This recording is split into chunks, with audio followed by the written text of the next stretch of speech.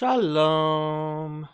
So, hopefully everybody can hear me.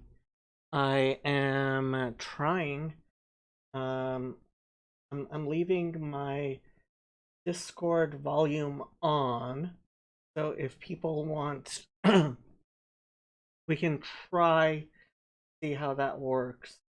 Uh, okay, and please like, subscribe, comment, tell me what you think. I am here for you guys.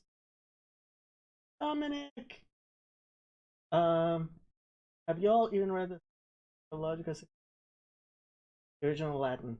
No, I have not read anything in the original Latin. If somebody knows Latin, please do let me know because I've been looking for somebody who to ask some questions. Um, okay, so today we are going to start talking about the Shema, Deuteronomy 6:4. Um, and I thought I would kind of give you guys a little overview. So, the Shema, it has often been called the Creed of Judaism, and I would say that's pretty much true. Um, Part of what has made that so is, well, first of all, it tends to be one of the first things that parents teach their children. So it's traditional. The two Bible verses that are first taught to children is the Shema and the Zot HaTorah. This is the Torah Asher Sam Moshe Lifnei, that Moses placed before the children of Israel. So those are the two verses. We will be reading some of the commandments regarding that. One of them is to mention it when you wake up and when you go to sleep. So it is included in the morning prayers and it is included in the evening prayers. It is also part of what's called the bedtime Shema, which is you actually say it as you go to bed. So most people will say it 3 times a day, um, both during their evening prayers and when they go to bed. Traditionally, it is also what is supposed to be said if when you are dying. So it's certainly considered the, well, I would say it's right to say that it is the most important single verse in the Torah, although obviously all the verses of the Torah are very important. This one certainly stands out. Now, it also is included. This is actually, this website is at Yale Library, and this is a picture of one of the phylacteries, which is the tefillin, which they're leather boxes. This one's out, obviously out of shape, which happens. But so they're square leather boxes which you wear. Well, during morning prayers, men wear between your eyes right here and on your weak hand. Okay, and so the earliest tefillin I was able to find is from Qumran. The Talmud says that the Sadducees wore their tefillin right between their eyes, which is not the rabbinic way of doing it, but they still wore tefillin. Apparently, Samaritans don't wear tefillin. The Karaites claim to. The problem with the Karaites is that they only really emerged or re-emerged from Pharisaic Jews 500 to 1,000 years ago. So they can't legitimately claim to be the descendants of the Sadducees, but they also don't wear them, and they do claim to be the descendants of this. Um, okay, so that's as far as tefillin. Um, generally, while today the price of tefillin is low enough, I mean, you can get a decent pair for about $500, and be up way above that. It's not unusual for people to spend thousands of dollars on their. It used to be more common. The synagogue would have a set or a few sets. People would take turns putting them on. You know, probably in ancient times, it was something that people would certainly put on for their bar mitzvah. But not everybody owned a set of tefillin. Um, they were expensive. Anything written was expensive, right? And that's as far as tefillin. Now, as far as mezuzot, I could not find a picture of a mezuzah from Qumran, but mezuzot have been found on Qumran. Those are the scrolls that are put on the doors of houses in religious houses. It's on every door. Obviously not the bathroom door, that type of thing, but certainly I'd say almost all Jews have one for their front door at least. And yes, I mean, we have ancient mezuzot as well, and you'll see the commandment to write them on your doorpost. So these things were certainly common during the time of Jesus. This is actually the second oldest version of the Shema we have. It's called the Nash Papyrus. This is from Cambridge University. And the only really interesting part here, so this is the 10 Commandments, and then it has the first couple of lines of the Shema in it. And so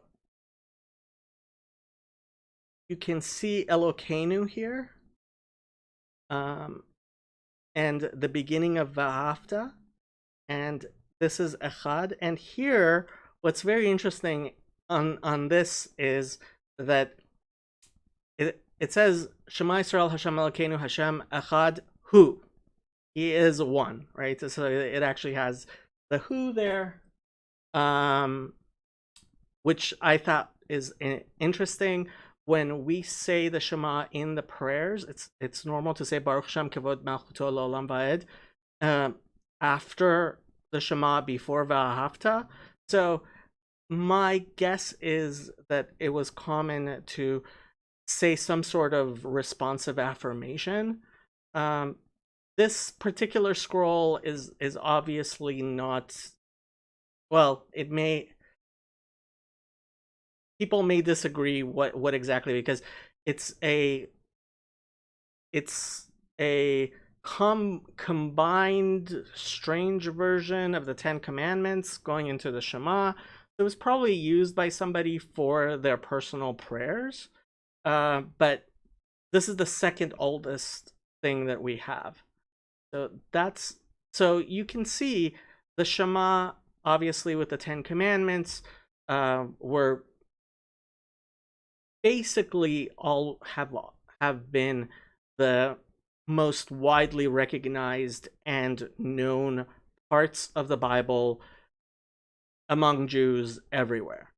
And with that, so this is on gordon.edu. I found an actual transcription and translation of the Nash thing. So you can see here, it has Hashem Elokeinu Hashem Echad Hu Va'ahavta. I just thought that was interesting. Okay, so that's as far as the Jewish things. I thought we would also talk about the synoptic gospels, all three of them have a version of this story. Um, and part of what's interesting about this is that um,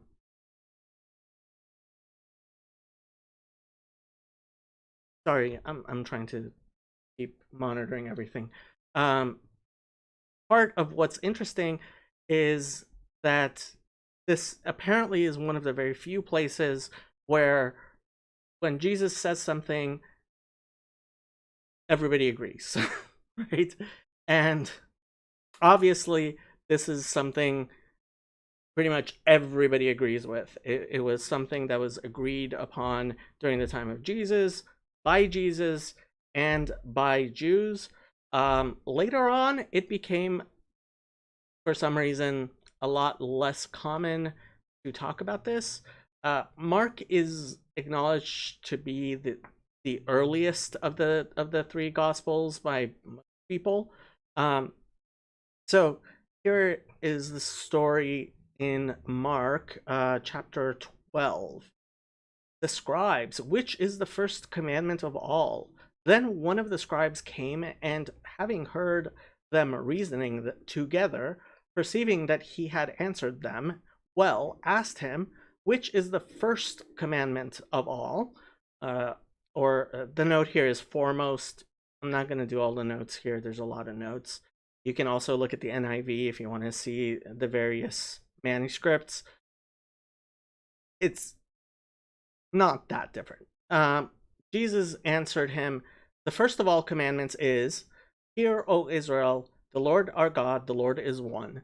And you shall love the Lord your God with all your heart, with all your soul, with all your mind, and with all your strength. This is the first commandment. And the second, like it, is this: You shall love your neighbor as yourself. There is no other commandment greater than these.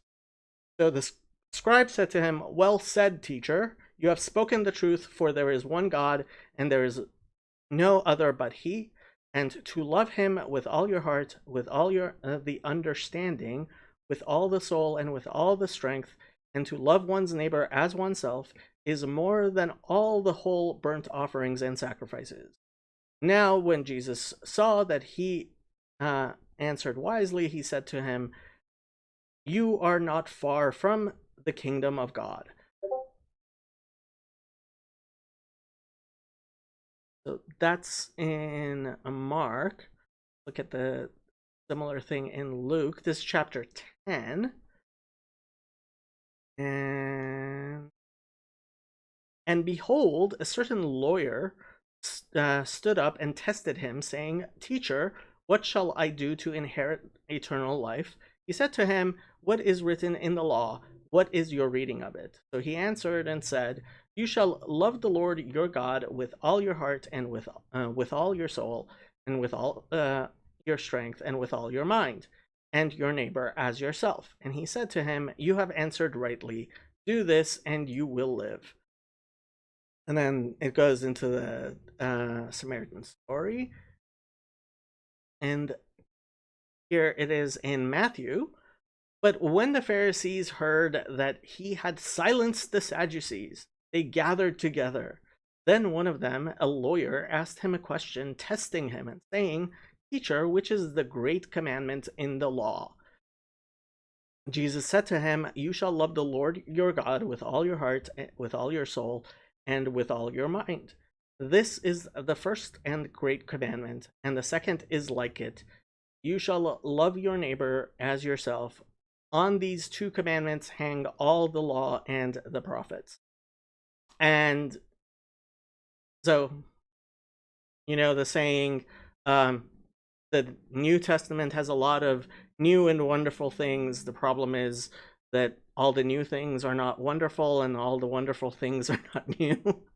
um, so that's a general Jewish rule about it. This is where wonderful things Jesus says that all Jews agree on, and there is no controversy whatsoever to be had here. Hopefully, we can agree on this together. Okay, so that's that. So let's go ahead and start. Unless anybody has any questions, please feel free to ask. We will start on Deuteronomy 6. And the next 2 weeks, we are going to be doing the 2 other parshiot of the Shema, V'hayayim Shemoah, and the Tzitzit one.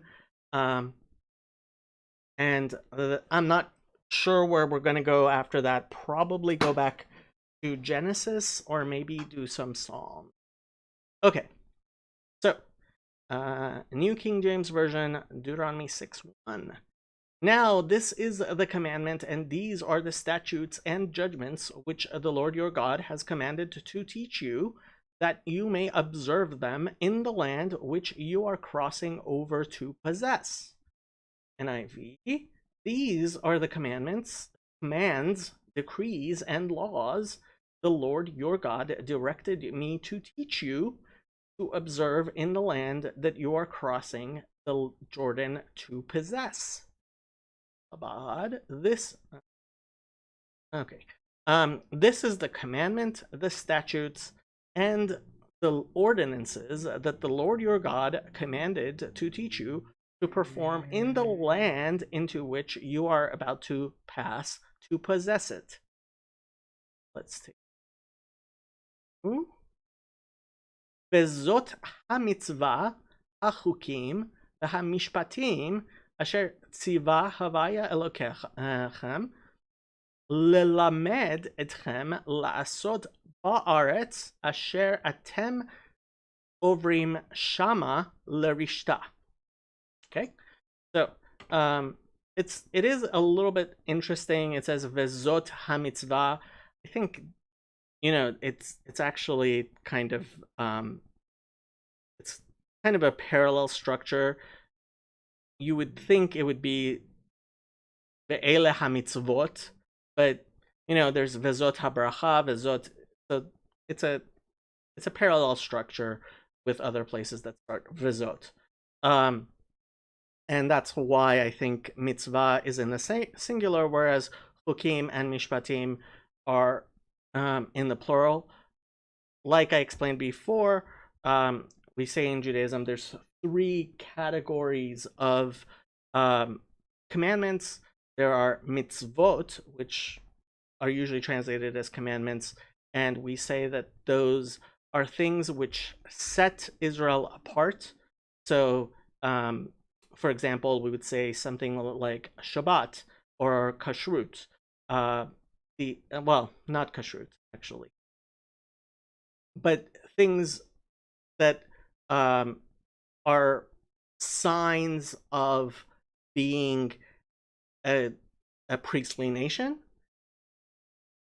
Then there are mishpatim, which is usually translated as judgments, and those are things which can be logically derived, and you would expect anybody to, basically be able to understand that. And chukim are things we do because God said so, and we don't really understand them. And actually, kashrut is very specifically called a chok.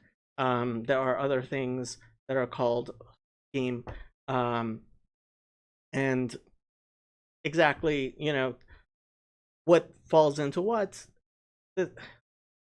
This type of mitzvot, chukim, mishpatim, gets repeated in the Bible a lot, and oftentimes they get translated with the exact same words, right? Mitzvah for commandment, chok for statute, and mishpat for judgment, because the word mishpat comes from the root shofet, right?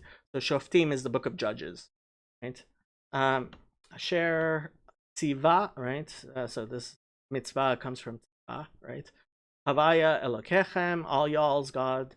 Lelamed, so this is the infinitive form of lamed mem daled, which means to teach. And as usual, the infinitive has a prepositional lamed at the beginning. Etchem, right? So direct object marker, all y'all. la'asot, to do, right? Or to observe. The root here is ein sin hey, and it is in Milui, if you're keeping track of that. Ba'aretz, there is an article here in the vocalization, so it's in the land. Asher atem, which all y'all ovrim. So the word ever, right? Ein bet resh is where the word Hebrew comes from, right? To it can mean to transgress. It means to cross over, right? To and Abraham was called Ivri, right? Because he crossed over the rivers, and also because he converted.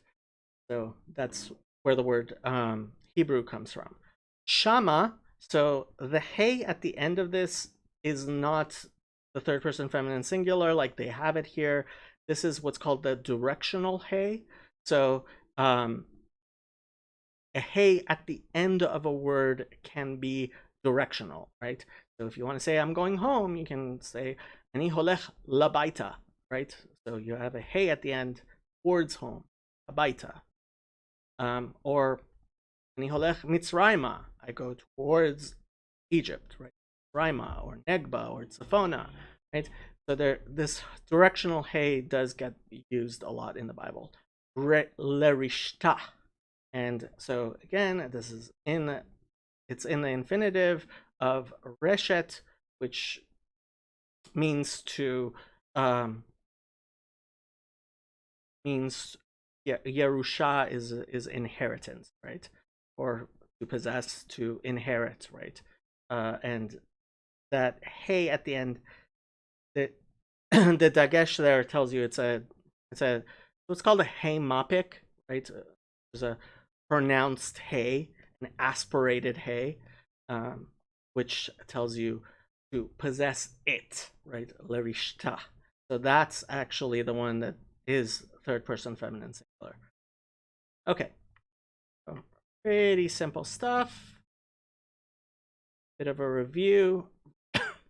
Verse 2.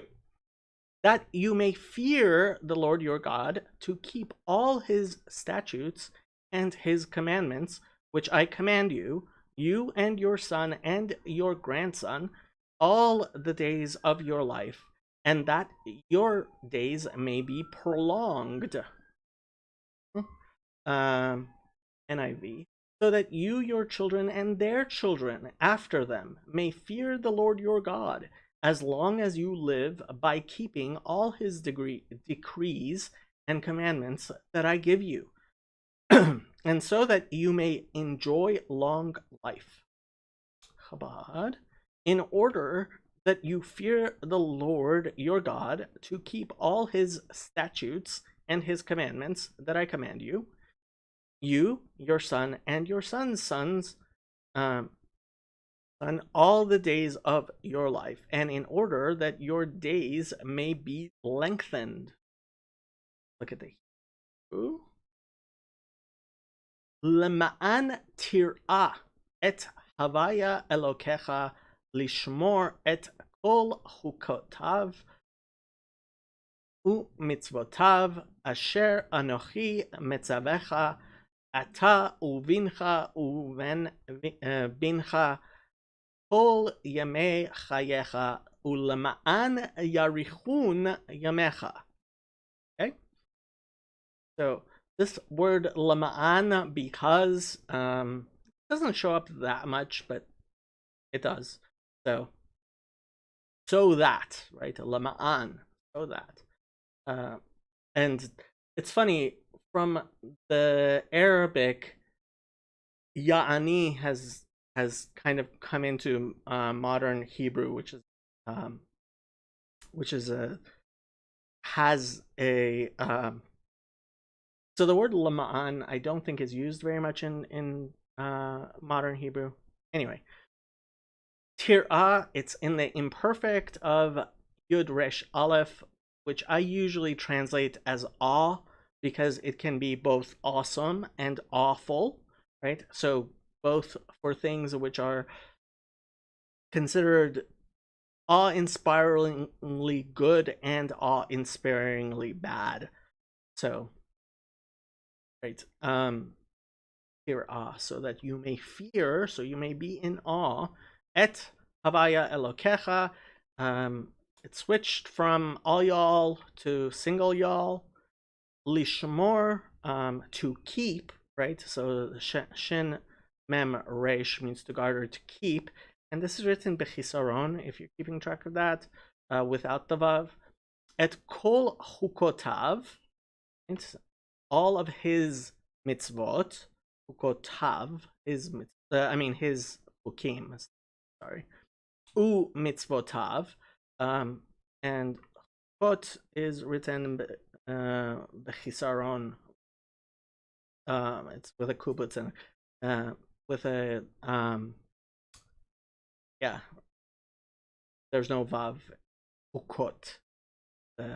Olam is chaser. U mitzvotav, which, right, that's how we always do it. By the way, if you're wondering when it's ve and when it's u, one of the rules is that it is u when you have bump, right? Bump. When you bump up to bump, which is bet, vav, mem, and pei.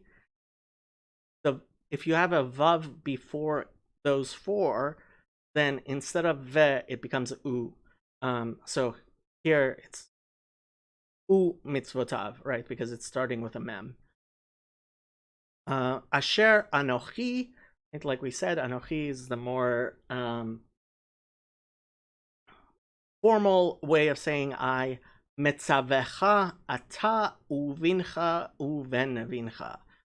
You and your son and the son of your son, right? So the ben is in a construct form with ben. Kol yamei chayecha, all of the days of your life, right? And yamim, days, is in construct form with chayim, chayecha, your life. Ulama'an, and so that ya'arichun yamecha. And so the root for ya'arichun is aleph resh chaf. Do not get this confused with ayin resh chaf, which means arranged. This means lengthened. And don't get it confused with het either. So yeah, this is erech means wide or long. And it is in the Hifil. I would have expected yud there and a vav there. It's written bechisaron, and there is a paragogic nun at the end of it, which I am guessing is because all the nuns, right, lama'an, ben, right, it's just alliterative in my opinion, but what a paragogic nun means is unknown. Yamecha, your days, and that is days in plural and all and y'all in the singular, not all y'all. Yep. Ongoing. Verse 3. Therefore, hear, O Israel, and be careful to observe it, that it may be well with you, and that you may multiply greatly as the Lord God of your fathers has promised you, a land flowing with milk and honey. See what that note is? Aleph. Literally observe to do. Okay. That word is verse 3. Hear, Israel, and be careful to obey, so that it may go well with you, and that you may increase greatly in a land flowing with milk and honey, just as the Lord, the God of your ancestors, promised you. Okay. Chabad, and you shall therefore, and they have an they've interpolated and therefore. I'm wondering. Hearken, O Israel, and be sure to perform so that it will be good for you, and so that you may increase exceedingly, just as the Lord, the God of your fathers, spoke to you, a land flowing with milk and honey. Hebrew. Ushmata, veshmata, sorry. Israel, veshamarta la'asot asher yitav lecha, ve'asher tirbun me'od, ka'asher diber havaya elokei avotecha, lach eretz zavat chalav udvash. And there's a hatucha, which is a open break in the verse there. It's the bigger break. There's a closed break and there's an open break. Okay. Veshamata, again, so this is it's in the perfect, which is the past tense, but because it starts with a vav in context, we flip it to the future.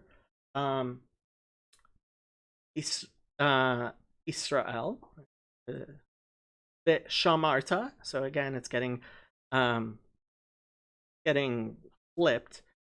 So shamarta la'asot, it's repeating the two, right? We had la'asot and we had lishmor in the previous two verses, and it's doing both of them. And I guess they were wondering how to exactly translate the two together, right? Shamarta la'asot. La'asot is again bemilui here. Asher yitav, right? So the root here is,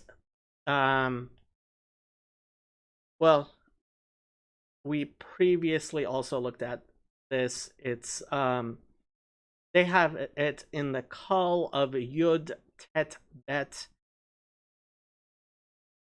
I have to, I kind of feel that the root is more justifiably a two-letter root of Het Bet, which means good, and there are variations on it, but that's me. I can certainly see where they got that from, and we discussed it in the last thing. So, Yitav Lecha, so it will be good for you. Yeah. I mean, we did this before, but Yitav, part of the problem, well, it's not really a problem, is when the more common a word is in a language, the more irregular it tends to become. So, and sorry about the sun setting.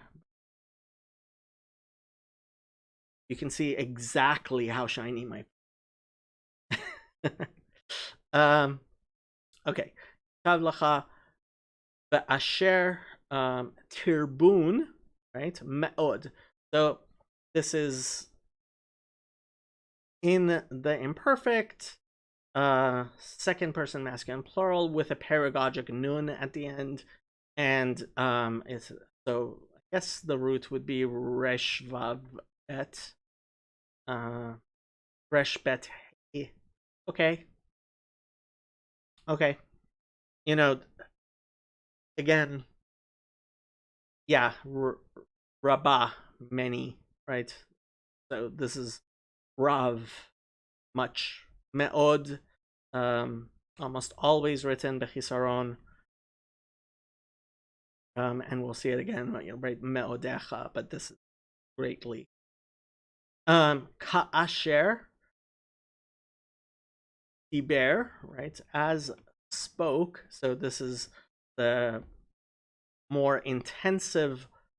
So Ka'asher, just want to clarify, it's kind of a double as. So the prepositional chaf is an as, and asher is the pronoun relative, right? Like, so ka'asher, it's kind of a duplication there, right? Could have been kidvar, right? Maybe not asher diber, maybe so. Asher, not strange. Diber is the root that is more intensive and usually in the PL, as opposed to Omer, which I have only seen in the Ha'al in the simple form. I cannot remember ever seeing Aleph Mem Resh in the intensive, the PL form. Okay. Havaya Elokei Avotecha, right? So here it's Elokim, right? The Shem Elokut is in construct form with Avotecha, with your fathers, right? And that's why it's Elokei. Avot is written Bechisaron Vav. Yes, is a little notable. The Lach, as opposed to Lecha, is because of the cancellations, I would say, right? But that is the feminine form. It's not the masculine form of you. But the switching, because it is accented on the lamed, it's lach and not lecha. And that's goes into the rules of cancellation. Eretz zavat chalav udvash. So Eretz is a land, and so I always thought zavat was in construct, saying it's participle in the construct. So you can have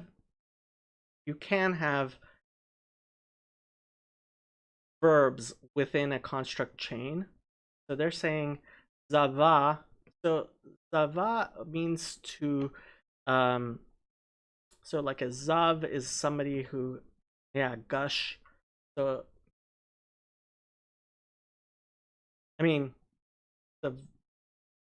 this also refers, so a zav is somebody who has an emission and is actually impure because of it. Zava, so this is flowing, right? Gushing, coming out of them, right? So yeah, zava, a discharge flow. And you can excuse me, look in your concordance there for so actually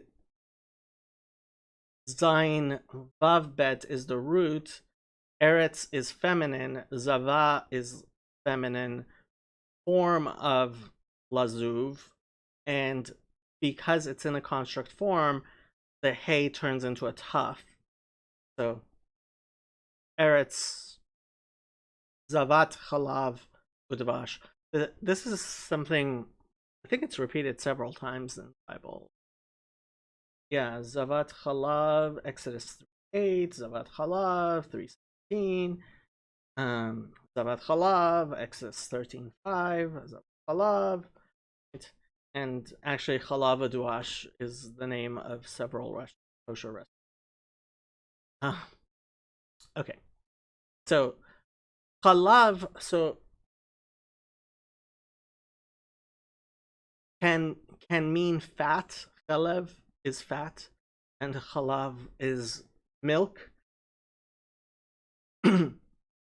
Davash, it used to generally be thought that it actually always referred to date honey, and it certainly can refer to date honey, but they've actually not so long ago they found large honeycombs in the land of Israel. So ancient, like several thousand years old, like over 2,000, probably closer to 3,000, I think, year old um, honeycomb like structure with a very large number um, of bee combs. So it it's also honey. Okay, and then there is the open break. Next verse. Here we go.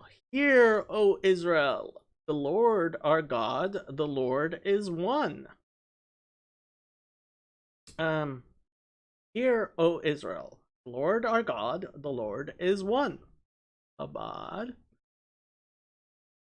Hear, O Israel, the Lord our God, the Lord is one.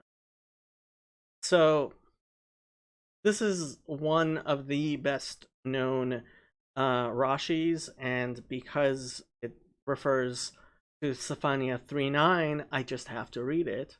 So Rashi says, the Lord, who is now our God and not the God of the other nations, he will be declared in the future the one God, as it is said, for then I will convert the peoples to a pure language, that all of them call in the name of the Lord.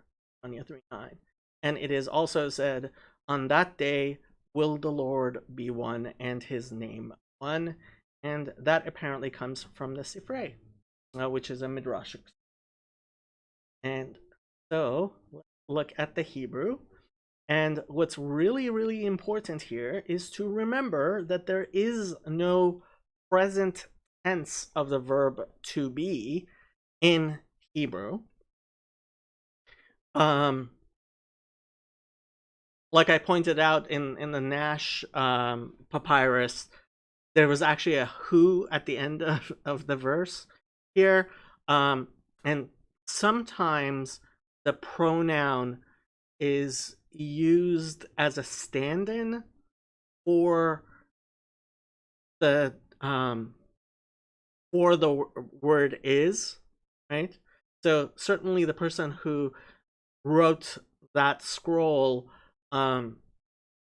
understood the is to be actually just at the end, which is kind of how they have it here, right? So Shema is in the command form of listen, right? So listen. Shin mem ayin, Israel. Don't think that needs explaining. Havaya, right? That's the tetragrammaton.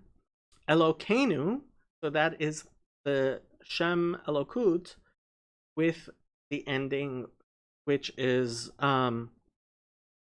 first person common plural, right? Or masculine plural.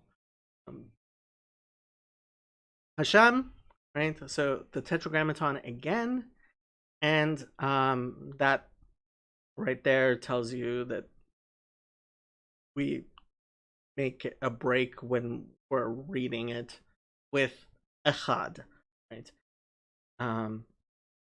Yeah, most famous verse in the Bible, I would say. It is written on the mezuzot, right? It is written in phylacteries, said at least 3 times a day by religious Jews, and yeah, it is what it is.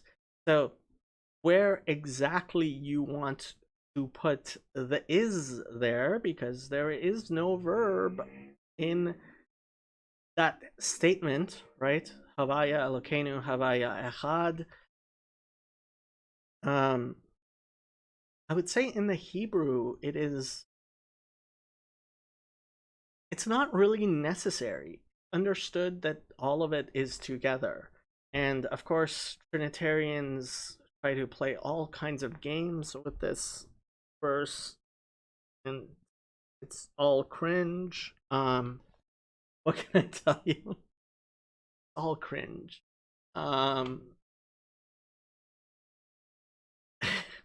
Nobody, nobody, 2,000 years ago understood this to be Trinitarian. Heaven help. So that's how it is. Also, if you look in an actual Torah scroll or on a mezuzah, very few people have seen the insides of tefillin, the inside of a tefillin.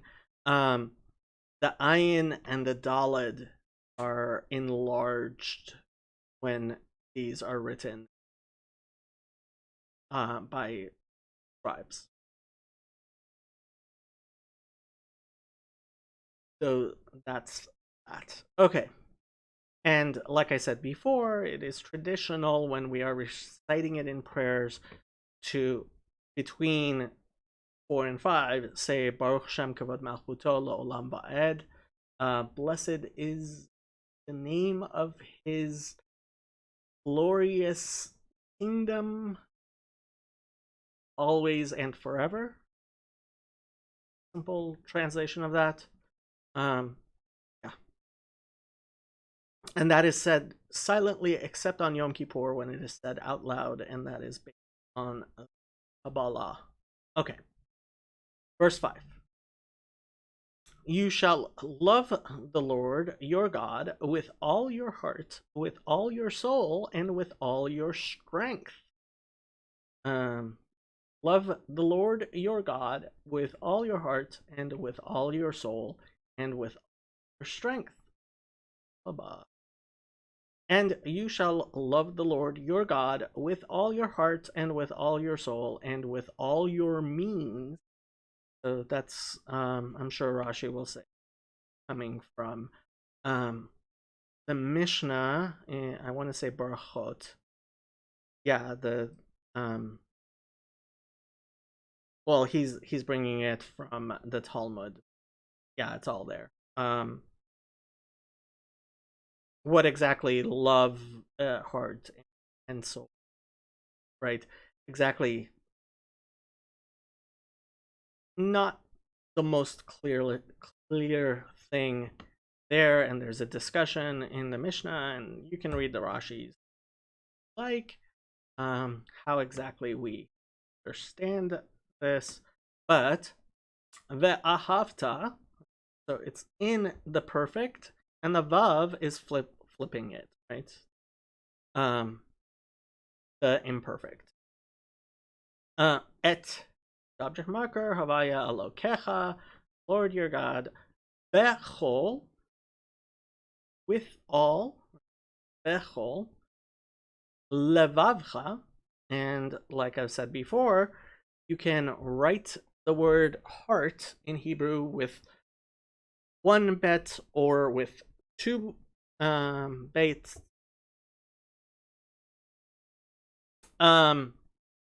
Two bets. And the standard explanation of that is levavcha includes your evil inclination as well, and I think that is what the Mishnah and Brachot. Uvachol nafshecha, and with all your nefesh, which is considered the lowest part of the soul, and yeah, so it became u v'chol and not ve v'chol because of bump method. Nafshecha, your soul, right? And the Mishnah says, even if it takes your soul, you'll love him. Uvachol me'odecha. Now, this is the word that gets tricky here, because like we had before, me'od means very much, right? Muchness, force, abundance, right? And so with all your muchness, it's always written, pretty much always written bechisaron like it is here, but I mean, with what exactly all that is, so the Mishnah discusses strength, your body, your possessions, right? And that's why Chabad there is all your means. Let's read what the Rashi said. With all your possessions, there are people whose possessions are more precious to them than their own bodies. Therefore it says, and with all your means. Another explanation of uvachol meodecha is you shall love God with whatever measure midah. And this is a midrashic kol midah v'midah.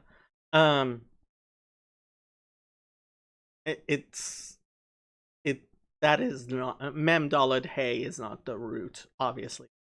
Me'od, which has an aleph there. He metes out to you, whether it be the measure of good or the measure of retribution. Thus also did David say, I will lift up the cup of salvation, and I will call upon the name of the Lord.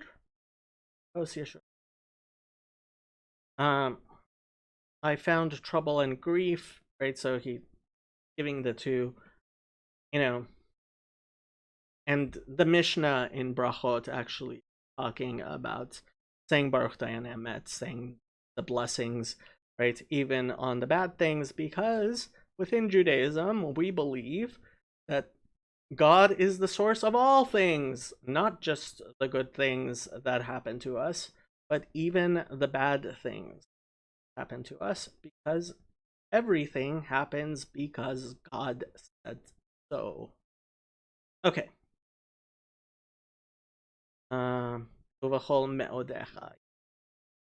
All your muchness. However you want to translate that. Okay. Next verse. And these words which I command you today shall be in your heart. These commandments that I give you today are to be on your heart. And these words which I command you this day shall be upon your heart.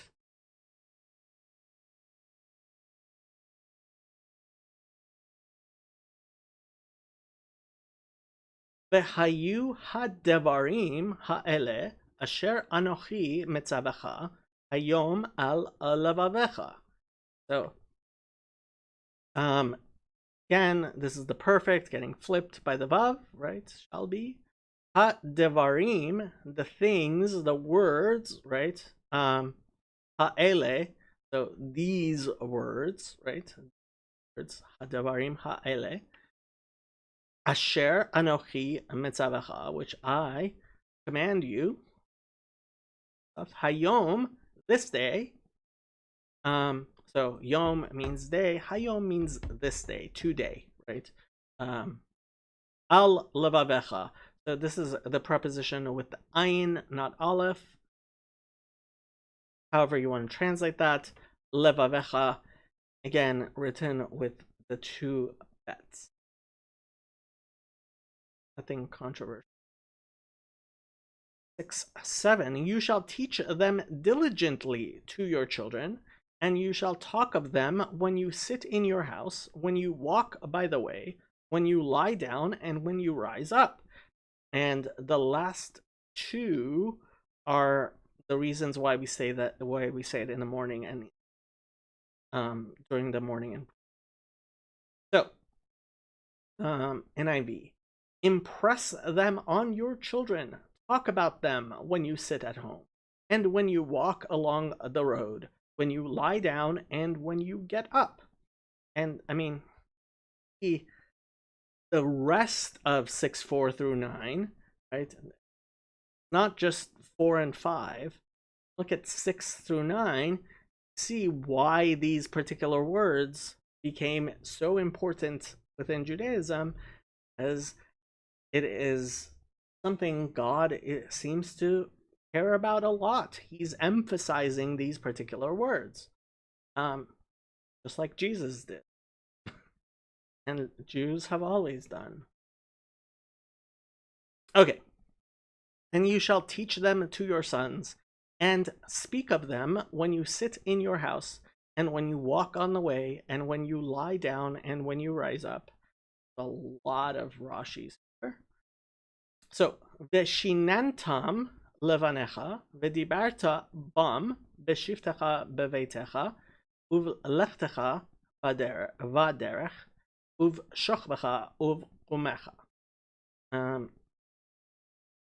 And I might be falling into more of a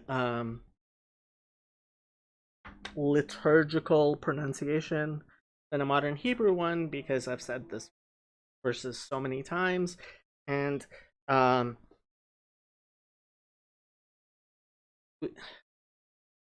would say most religious Jews will not use modern Hebrew. Instead, they will use one of the liturgical forms, either Ashkenazi or Sephardi, to pronounce, at the very least, the Shema when they are praying. Certainly 6-4.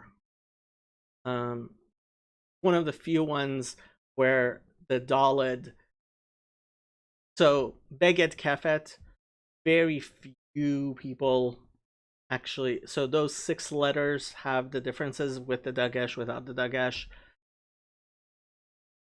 The Daled at the end of Echad obviously does not have a Dagesh, and because the Talmud says that you're supposed to lengthen it, right? You're supposed to pronounce it without the Dagesh.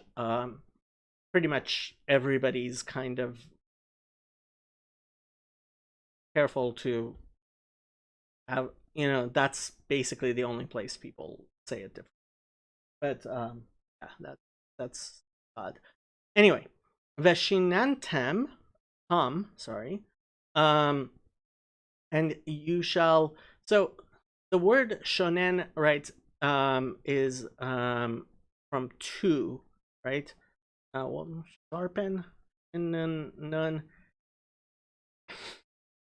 I guess I would have said from two. They're saying from tooth, shen. Mishnah, right, is, well, I guess that's shin nun hey, and this is shin nun nun.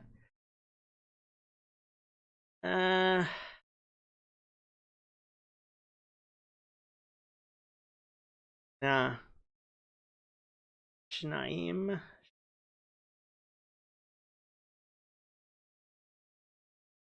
I would say it's at least related to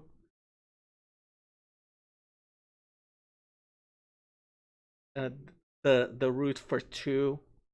I mean, I can understand why they're saying it's from tooth, shen.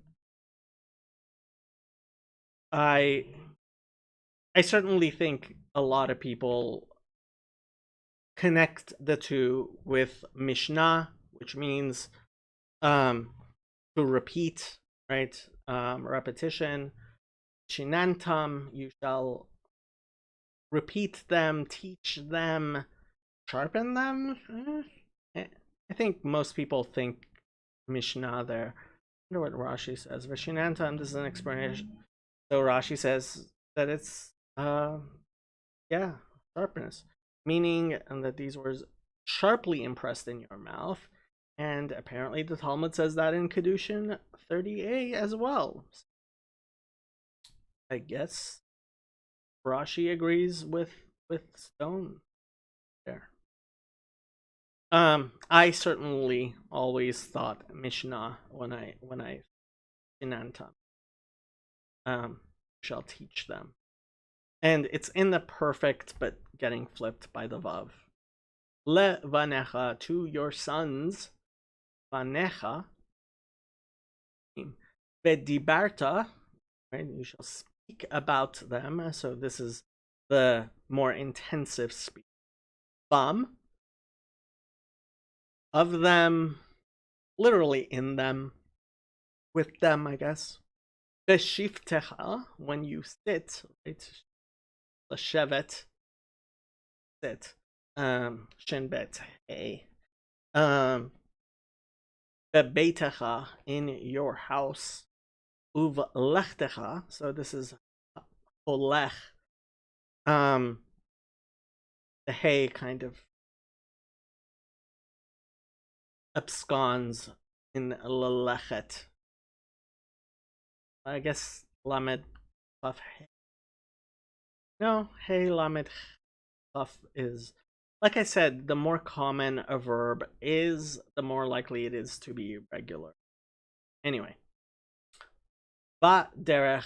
So on the way, there is an article there in the cancellations. Uv shochbecha. I know to say this as a kamatz katan because I've said it times. So shachav means to lie down. To it can also be a euphemism, but yeah, shin chaf bet, lie down. Mishkav is relation, marital relation. Uv gumacha, it's that's uf mem, when you rise up, get up. Yeah. In the Rashi that it does mean to sharpen, it's odd. I was gonna ask. I mean, who am I to disagree with Rashi? But whenever I hear Shinantam, I certainly think Mishnah. I always think to repeat, or yeah. But yeah, Shin Nun Nun, I guess, from Shen, from tooth. And apparently that's what the Talmud in Kedushin says. Okay. 6. You shall bind them as a sign on your hand, and they shall be as frontlets between your eyes. Tie them as symbols on your hand, and bind them on your foreheads. And you shall bind them for a sign upon your hand, and they shall be for ornaments between your eyes. Right. So let's actually read the Rashis. On Totafot, talking about it. These are the tefillin of our heads, and because the number of the scriptural sections contained in them, 4, they are called Totafot. Tot in Coptic means 2. Tot in Afriki region also means 2. I have no clue how true that is. Apparently it's from Sanhedrin 4b. I have certainly heard that the word Totafot was originally Egyptian. This is what usually gets translated as phylacteries into the Greek and then into the English. And apparently there was a practice among not just Jews to wear frontlets as a kind of amulet for protection.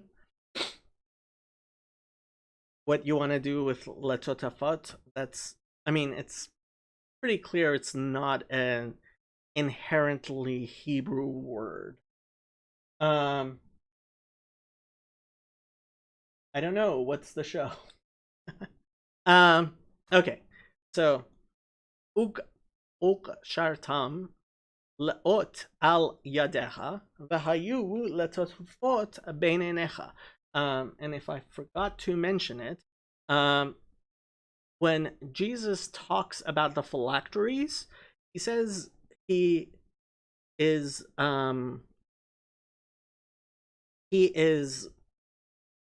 critical of people who enlarge them. So apparently there wasn't a dispute about whether or not people should wear them, but rather if people should show them off. Um, Obviously, you know, they are only worn usually in during the they're usually worn only during morning prayers, because that's when we say the Shema, which mentions them. They while So I won't get into the whole thing of wearing them. We do not wear them at um anyway. So Kesher, right, means to tie. Kuf shin resh. So any type of binding or to tie a tie, right, is a kshera. Leot, so as an ot, and an ot is a sign. It's written ben milui here, which I expect, and you can use your concordance if you want to see what exactly. So that's a Hebrew word ot.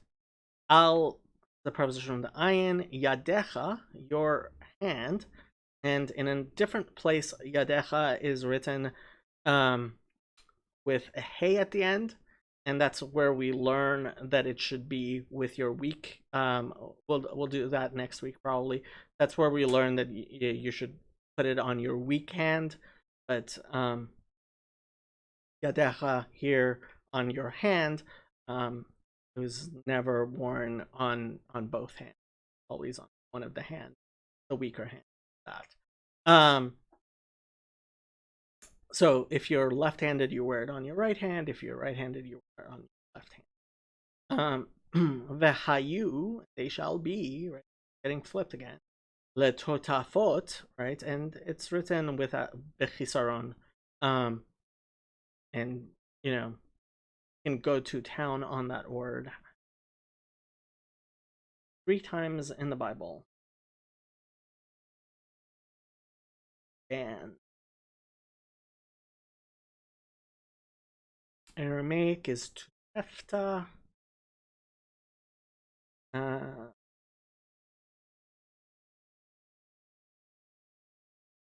have no idea what these archaeological notes are. But yeah, articles, lots of people trying to what exactly Letotaf is, and you can look into that more yourself if you like. And this is eyes, so between your eyes, bein einecha. And we so what the Talmud says is that the Sadducees would, not that they wouldn't wear phylacteries, but that they would wear them between their eyes literally, which is not what we do. We say that it's supposed to be centered, but not literally between your eyes. And since they were found in Qumran, obviously they were, well, if you believe it was Essenes,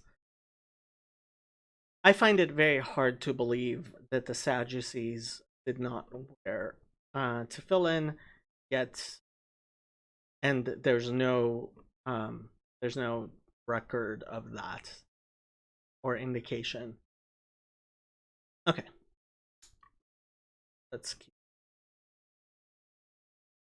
And this is the last verse, which is in the Shema itself, considered part of the Shema, 6:9.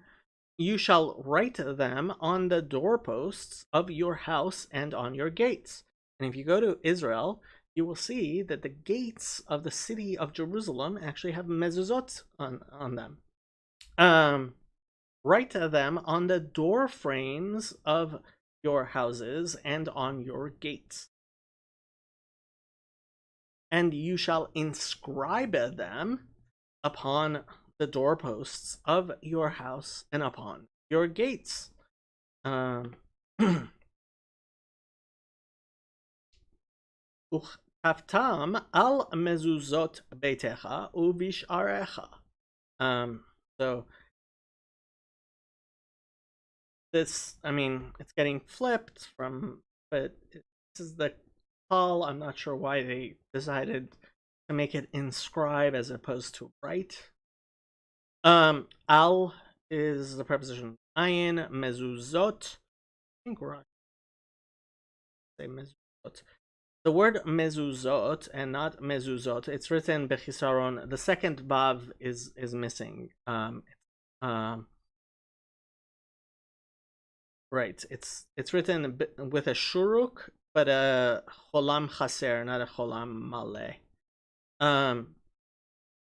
To indicate that there is need for only one mezuzah per door. Or yeah, you don't do multiple mezuzot. Although apparently, the Samaritans will do multiple, and they don't necessarily use scrolls, and they do all kinds of. But those are the Samaritans.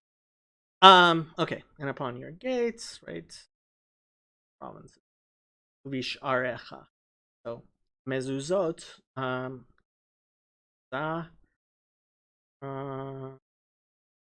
These moving things.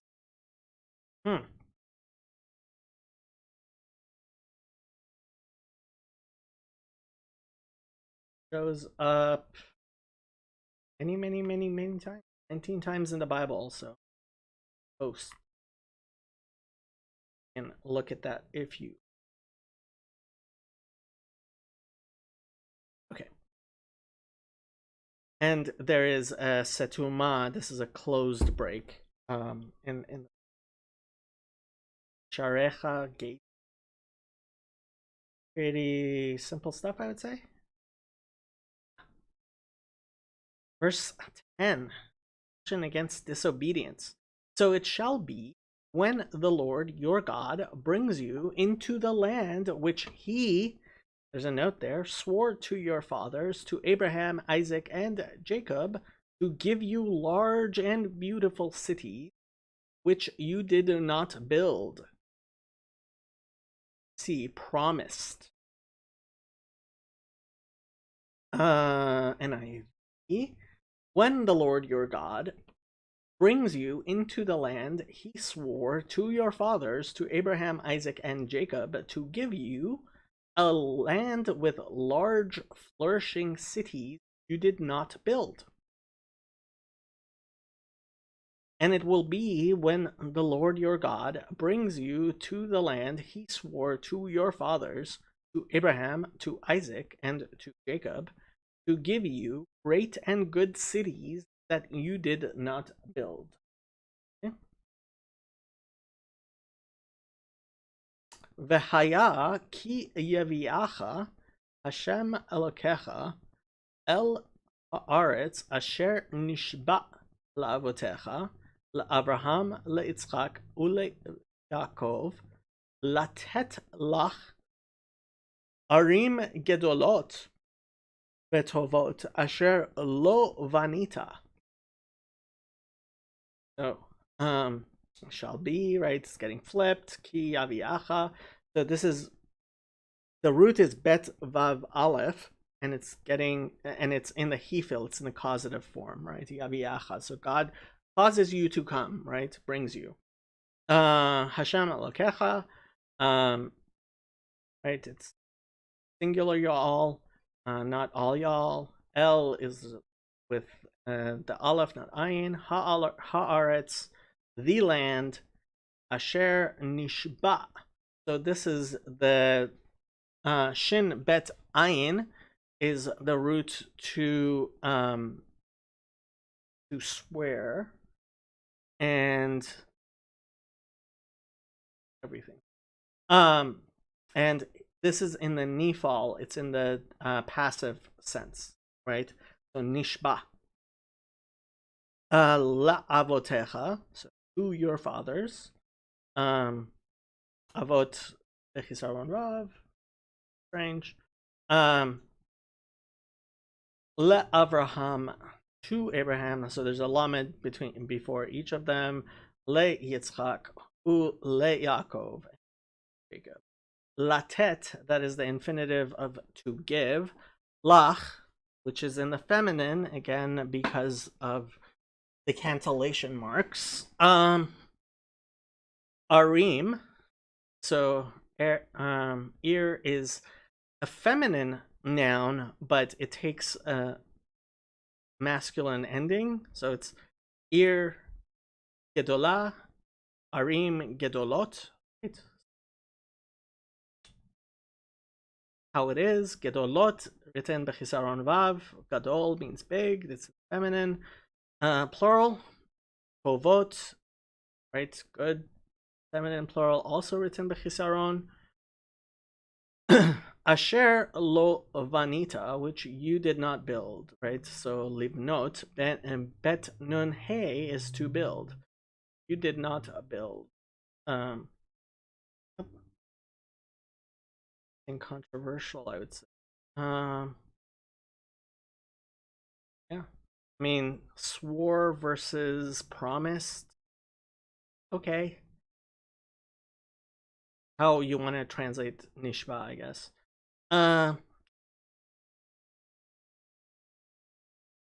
Verse 11. Houses full of all good things which you did not fill, hewn out wells which you did not dig, vineyards and olive trees which you did not plant, when you have eaten and are full. Okay? Houses filled with all kinds of good things you did not provide, wells you did not dig, and vineyards and olive groves you did not plant. Then, when you are eat and are satisfied,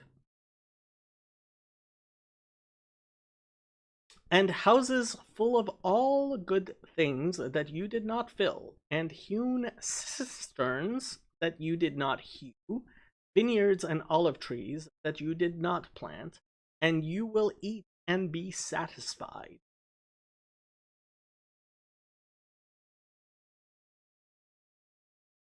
Uvatim maleim chol tuv, asher lo mileta, uvorot chatzuvim, asher lo chatzavta, kramim vezeitim, asher lo natata, ve'achalta ve'savata.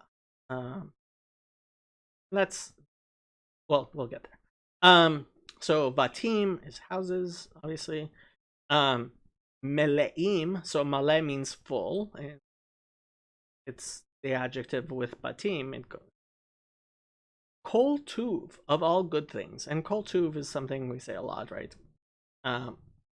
Actually, sometimes sign letters kol tuv, all good things. Kol tuv. Asher lo amileta, which you did not fill. So that's the verb form of male, right? Full. Mem lamed aleph. Mileta. El perfect. Uvorot. So a bore is a well. And it's written bechisaron vav again. As chatzuvim. So asher lo chatzavta, right? So the root here is het tzadek bet.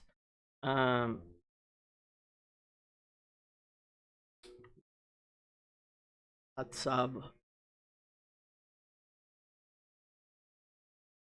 It's actually used more times than I thought. 25 times in the Bible. Yeah.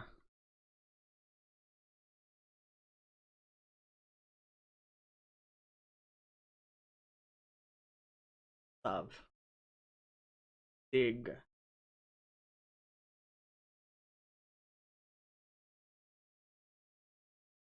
Apparently, this is the first time it gets used in the Bible here. Okay. Chatzuvim asher lo chatzat.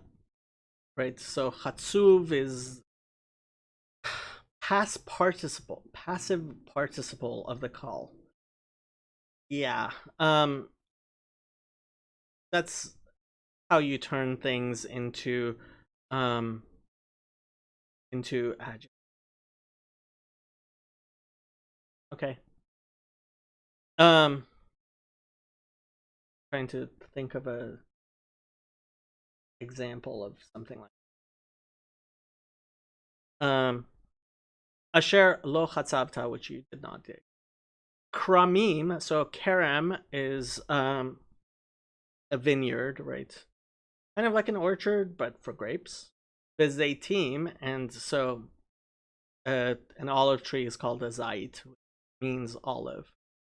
So obviously this is talking about the trees. Asher lo natata, which you did not plant, right? Netia. Nun tet ayin, plant. The achalta vesavata, and these are obviously getting flipped, right, from the perfect. Well, no, they're kind of not getting. Kind of are, and they kind of aren't. And you will eat, and you will be full. Oh, yeah, yeah. I mean, I think it's clear why it is how it is. And achalta vesavata is some uvarachta, right? Where we learn the to say the blessing after meals. The common uh the common pair, le'echol to eat, and lisboa to okay.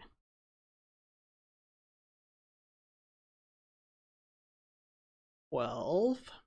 Then beware lest you forget the Lord who brought you out of the land of Egypt, from the house of bondage. Be careful that you do not forget the Lord who brought you out of Egypt, out of the land of slavery.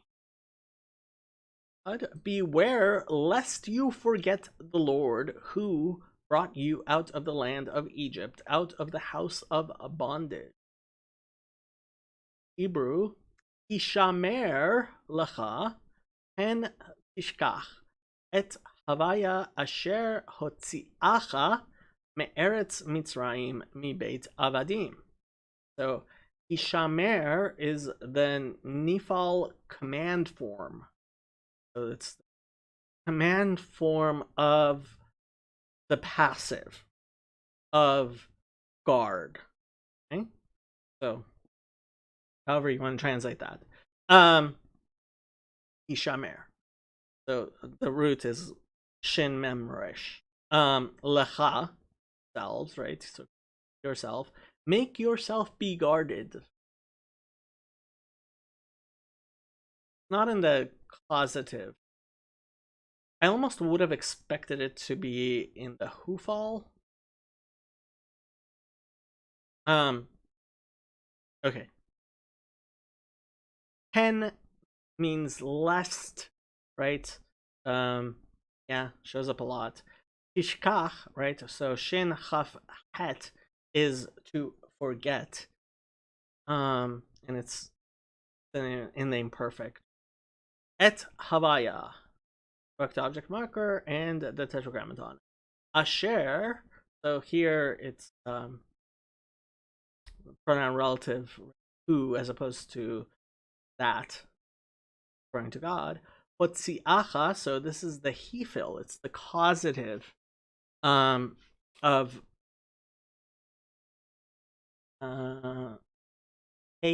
no, Yud Tzaddik Aleph, I believe is the root. Yeah, Yud Tzaddik Aleph. Caused you to come out. Me'eretz Mitzrayim, for the land of Egypt. Mi Beit Avadim. Had this many times. House of bondage, however you want to translate Eved. It's to work, to serve, to worship. Yeah. Variously gets translated bondage and slavery. Verse 13. You shall fear the Lord your God and serve him, and shall take oaths in his name.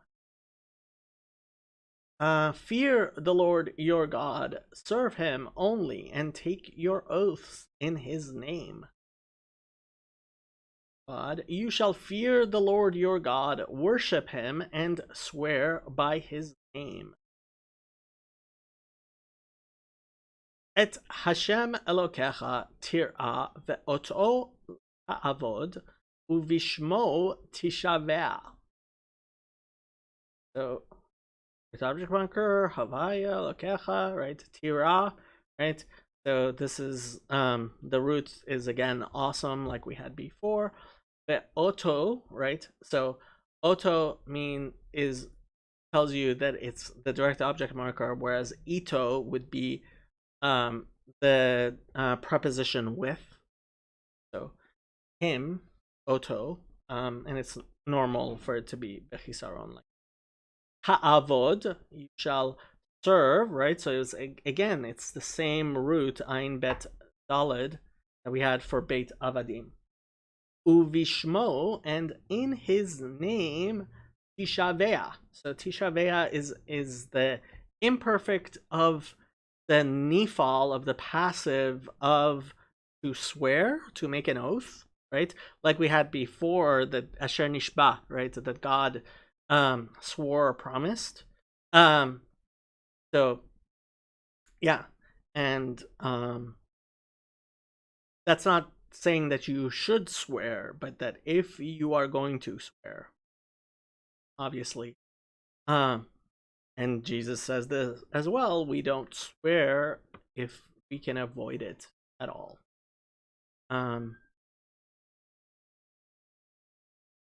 That's why people say bli neder all the time. Okay. Verse 14. You shall not go after other gods, the gods of the peoples who are all around you. Do not follow other gods, the gods of the peoples around you. Do not go after other gods of the gods of the peoples who are among you, around you. Lo telchun acharei Elohim. Sorry, this is a profane Elohim. Acherim me Elohei ha'amim asher sevivotechem. Okay? So, the telachun, right? It's the imperfect of halach, right? To go with a paragogic nun there, and paragogic nun. Acharei, right? So after Elohim acherim. So, other gods or the gods of other people. Either way can make sense. Me Elohe, so prepositional mem means from, of, Elohe ha'amim, the gods of the peoples, right? It's plural, ha'amim, asher sevivotechem. So, a sevivon is a top, right? So sovev means around, right? Viva. Sevivotechem. This is written completely b'milui. Kind of, I'm a little bit surprised at. It are around you, sevivotechem, all y'all's surroundings. And sovev can also mean to encircle, as in besiege. It's used in the Psalms that way, including in Psalm 20. Okay. Verse 15. No, 14. 15. For the Lord your God is a jealous God among you, lest the anger of the Lord your God be aroused against you and destroy you from the face of the earth. For the Lord your God who is among you is a jealous God, and his anger will burn against you, and he will destroy you from the face of the land. For the Lord your God is a zealous God among you, lest the wrath of the Lord your God be kindled against you and destroy you off the face of the earth. The Hebrew, Ki kel kana havaya elokecha bekirbecha pen yechere af havaya elokecha bach behisham behishmidecha me'al pnei ha'adama. There's a setuma at the end. So, because kel, right? So this is a holy version of the word kana, and we've had this before. You can use your concordance to see exactly how you want to translate kana there. Havaya Elokecha, Tetragrammaton, your God. Bekirbecha. So Kerev, right, means close. Like a korban is a sacrifice, right? Lahakriv, to bring close a korban, right? Bekirbecha, in your midst, close to you, right? In your closeness. Pen means lest. Haron af literally means for you, the nose to flare, right? Your nostrils to flare. But haron af means to be angry. And it shows up a lot in the Bible. Not exactly sure why there's a hey there. Yechere.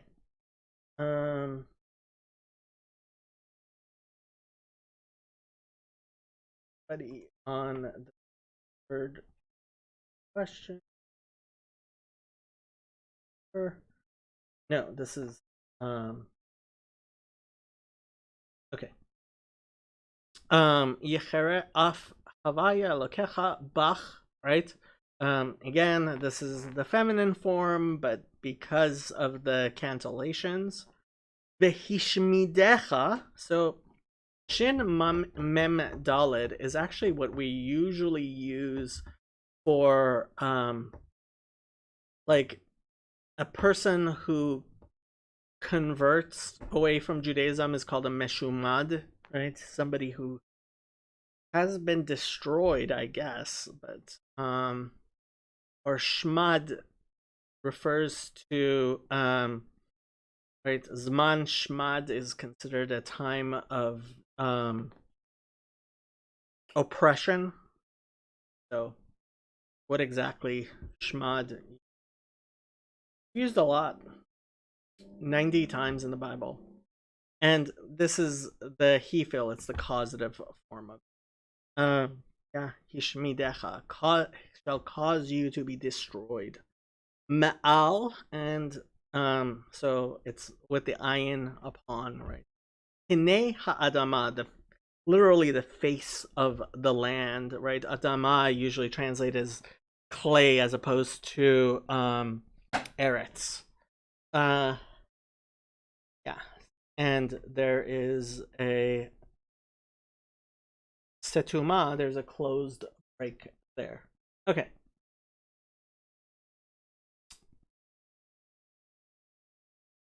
Next verse. You shall not tempt the Lord your God as you tempted him in Massa. See what the note is. I'm gonna test. 16. Do not put the Lord your God to the test as you did at Massa. But you shall not try the Lord your God as you tried him in Massa. And Rashi tells you where that is from. Yeah, and Massa is actually, so talking about Nisayon, I'm guessing, makes sense to, right, Massa and Tenaseh, these are related to each other, right? The same root is being used by masa. I'm guessing that over there in Exodus 23, it's also Exodus 17. It says, "V'kra masa umeriva al riv al nasotam," right? So meriva because of the riv and masa because of the nasot, right? So it's related, the name. Yeah. So lo tenasu. Did I read the yeah, I did. Lo tenasu et havaya Elohechem ka'asher nisitem b'masa. So it's actually going from, it was in the singular and now it's in the plural, right? And nisayon is a test. I mean, you can use your concordance there, test, to try. Whether it's, I mean, one of the things we say is that it is related to raising up, because the purpose of a test is to raise you up. But lo tenasu, perfect PL of nasa, et havaya lokechem, your all y'all's God, ha'asher nisitem, and you tested or tempted, however you want to translate it. Nisitem ba masa, at masa. There in Exodus, or more there. Okay. 17. You shall diligently keep the commandments of the Lord your God, his testimonies and his statutes, which he has commanded you. Be sure to keep the commandments, the commands of the Lord your God, and the stipulations and decrees that he has given you. Diligently keep the commandments of the Lord your God, and his testimonies and his statutes, which he has commanded. What the Hebrew is, Shamor tishmerun et mitzvot havaya Elokechem ve'edotav vechukav asher tzivach. So Shamor tishmerun, no thank you. So you have this double language is usually translated as "you shall surely," right? Diligently. But it's emphasis in doubling up. So Shamor Tishmarun, you and it is the Shamor is Milui, if you're paying attention to. Tishmarun, right, has a paragogic nun at the end of it.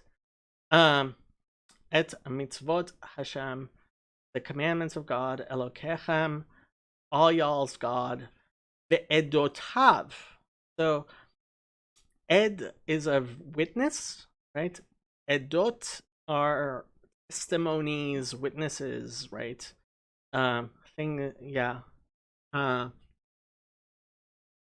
So we say that that's the same as otot, right? Which are signs, which are the type of mitzvot, which, like Shabbat, is called an ot. It's called a symbol, right? And edotav, right? His testimonies, and edot pretty much always is written bechukav, and his statutes, like we discussed before, asher tzivach, which he commands you, goes back to the singular. And it looks feminine, especially at the end of a pasuk. That's it'll it changes the vocalization a little bit by that way. Okay. Verse 18. And you shall do what is right and good in the sight of the Lord, that it may be well with you, and that you may go in and possess the good land of which the Lord swore to your fathers. Do what is right and good in the Lord's sight, so that it may go well with you, and you may go in and take over the good land the Lord promised on oath to your ancestors. God. And you shall do what is proper and good in the eyes of the Lord, in order that it may be well with you, and that you may come and possess the good land which the Lord swore to your forefathers. In the Hebrew, Va'asita hayashar v'hatov be'enei havaya lama'an yitav lach uvata v'yarashta et haaretz hatova asher nishba Hashem la'avotecha. You'll notice it's using a lot of the same words over and over again. I think the only one that's new here is yashar, which means straight, right? Which, yeah, so a derech yashara, right, is a straight path, right? Yasharim are sometimes how you refer to righteous people. Hayashar, that which is straight. Behatov, which is good, right? Be'ine havaya, in the eyes of God. Lema'an, so that. Yitav, right? And we had Yitav before. Lach, again, in the feminine because of the cancellations. Uvata, so it's getting flipped. So you will go as opposed to went. Veyarashta, right? You will possess or inherit. Et haaretz hatova, the good land, asher nishba Hashem la'avotecha, to your father. And we're in the singulars. Yeah, everything. Yeah. Same language being used a lot. Okay. And just when I said that, it's okay.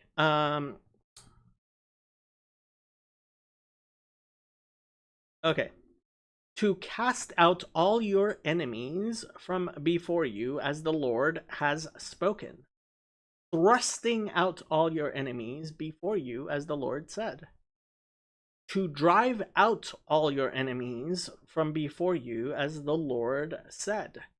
And this, yeah.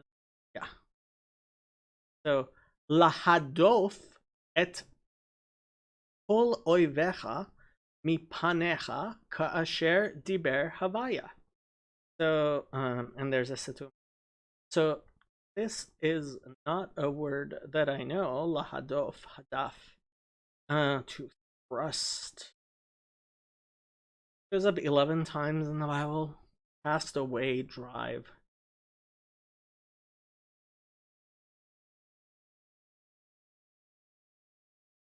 Yeah, hey, that solid.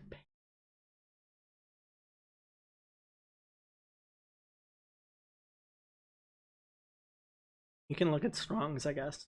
Not a word I knew very well. Okay, so lahadof, the infinitive, of the simple form. Et kol oivecha, all of your enemies, right? An oyev, and this is the same word related to Yov, right? Sefer Yov, the name of Job, right? Mi panecha. From before you, literally, right? From in front of you, panecha. Ha'asher diber havaya, like God spoke, the perfect of diber, the more intensive of speaking, and there's a closed break. Okay. Verse 20. When your son asks you in time to come, saying, what is the meaning of the testimonies, the statutes, and the judgments which the Lord our God has commanded you? I think these are the verses we say in the Passover Haggadah. If they're not, they're very close. In the future, when your son asks you, what is the meaning of the stipulations, decrees, and laws the Lord our God has commanded you? If your son asks you in time to come, saying, what are the testimonies, the statutes, and the ordinances which the Lord our God has commanded you? Yeah. Rashi. Ki yishalcha vincha mahar le'emor ma ha'edut sorry, והחוקים והמשפטים אשר ציווה הוויה אלוקינו אתכם. So this is the conjunction ki, which oftentimes means because. Sometimes it's obvious that it's referring to things. Sometimes it's even but.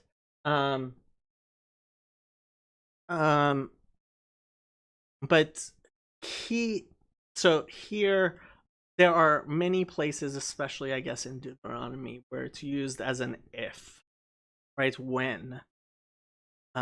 Because it's obviously talking about conditional things.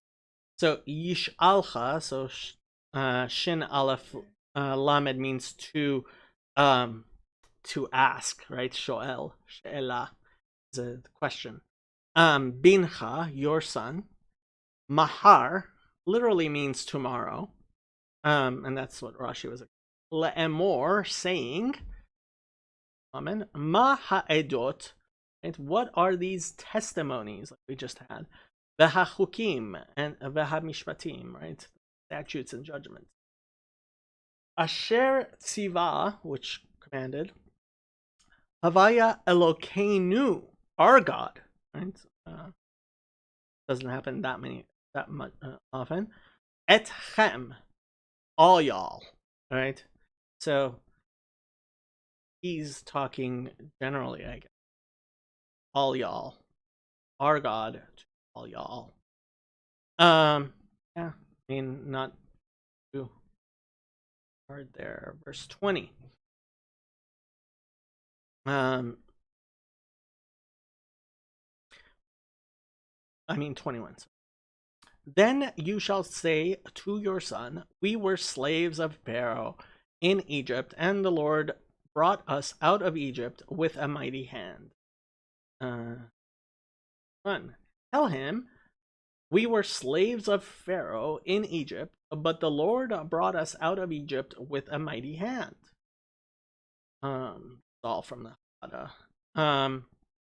You shall say to your son, we were slaves to Pharaoh in Egypt, and the Lord took us out of the land, out of Egypt with a strong hand.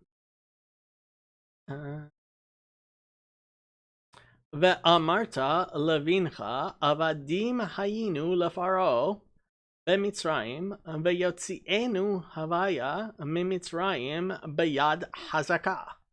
And the Haggadah spends a lot of time explaining what exactly this is.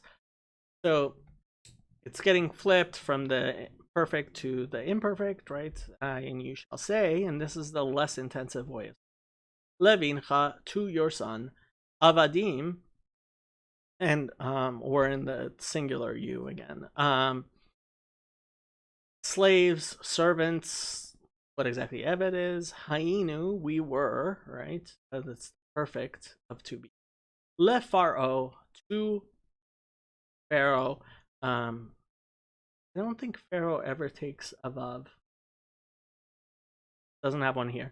Be Mitzrayim, in Egypt. Be Yotzianu, sorry. And this is the causative of right? So it's Yat Mitzrayim. It's Hefil. So caused us to come out, right? Hashem Mitzrayim, from Egypt, Beyad Chazaka, with literally strong, right? So Yad is feminine, that's why it's Chazaka, and Chozek, right? Strong, or to grab on, fast. Yeah. Verse 22. And the Lord showed signs and wonders before our eyes, great and severe, against Egypt, Pharaoh and all his household. Before our eyes, the Lord sent signs and wonders, great and terrible, on Egypt and Pharaoh and his whole household. And the Lord, excuse me, gave signs and wonders, great and terrible, on Egypt, upon Pharaoh, and upon all his household, before our eyes. Vayiten Hashem otot umoftim gedolim vera'im b'Mitzrayim b'Faro uv'chol beito le'einenu. So yiten means to give or to set. So I guess, yeah. Havaya, right? Tetragrammaton. Otot. Here, ot. That's funny. I would have expected, if we're going to have a cholam maleh, it would be the second one, but it's the first one. Yeah. Umoftim, right? And so a mofet is a wonder, right? Mofet. Yeah, and you can use your concordance there. Cholam chaser again. Gedolim, right? Great, big, going off of moftim. No, I guess otot can be feminine or masculine, so both of them. Gedolim, again with a cholam. Vera'im. So that's not a. So literally, ra means bad, and that's not the word I would have expected here, but it makes sense. They were certainly bad things which happened to Egypt. So like, yeah, ra. Yeah, it is what it is. Mitzrayim. So in Egypt, against Egypt, Pharaoh, to Pharaoh, upon Pharaoh, uvachol beito, and his all of his household, right? All of Pharaoh's household. Le'einenu, before all of our eyes. Le'einenu. Not, I mean, the Ra'im, little surprising. Yeah.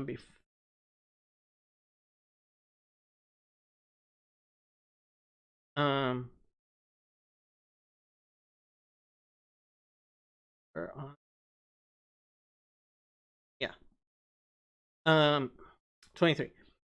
Then he brought us out from there, that he might bring us in, to give us the land of which he swore, I'm guessing, to our fathers. It's using a lot of the same words over and over again. But he brought us out from there to bring us in and give us the land he promised on oath to our ancestors. God. And he brought us out of there in order that he might bring us and give us the land which he swore to our fathers. Ve'otanu hotzi misham lama'an havi otanu latet lanu et haaretz asher nishba la'avotenu. and us, right? Otanu, direct object marker with a vav bemilui. Hotzi, right? Cause to come out. He feel. And bemilui. Misham, from there. Sham. Lama'an, so that. Havi, he might bring. So this is the infinitive. A little strange. Lama'an havi. Yeah, that is a little strange. Otanu, and this time Otanu is bechisaron rav. Latet lanu, to give us or to set for us, right? Latet is et haaretz, right? Direct object marker, the land, asher nishba, so nifal of shvua, right? La'avotenu, to our fathers. Kolam others. All words we. Okay, 24. And the Lord commanded us to observe all these statutes, fear the Lord our God, for our good always, that he might preserve us alive as it is this day. Notes, day, ordinance, not very, yeah. So, I didn't read the NIV on Deuteronomy 6:4, right? So, yeah, they say, the ises could be any of these ises. So, where you put the ises, it's up to you. For the Lord commanded us to obey all these decrees and to fear the Lord our God, so that we might always prosper and be kept alive, as is the case today. And the Lord commanded us to perform all these statutes, to fear the Lord our God, for our good all these days, to keep us alive as of this day. ויצוונו הוויה לעשות את כל החוקים האלה ליראה את הוויה אלוקינו, לטוב לנו כל הימים, לחיותנו כהיום הזה. So only the ending is different from stuff we've had before, right? Yitzavenu, right? He commanded us. It's getting flipped. From the imperfect to the perfect. Havaya lasot, to do. Then bemilui, right? Et kol hachukim, these statutes. Ha'ele, these very statutes. Le'yirah, right? Awe, fear. Yeah, that's a paragogic hey. That's not a feminine singular like they have in the mythology there. Et havaya Elokeinu, right? The Lord our God. Letov lanu, for our good, so that it may be good for us. Letov lanu, for our good. Kol hayamim, so all of the days, all for all time, always. Lechayotenu, so this is the PL infinitive of haya, of to live. PL infinitive. Kind of expected that was the he-fill of haya. Let's use the constructor since we're almost done.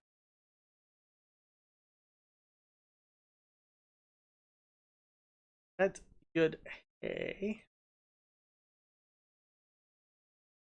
Okay. And they're saying in the PL in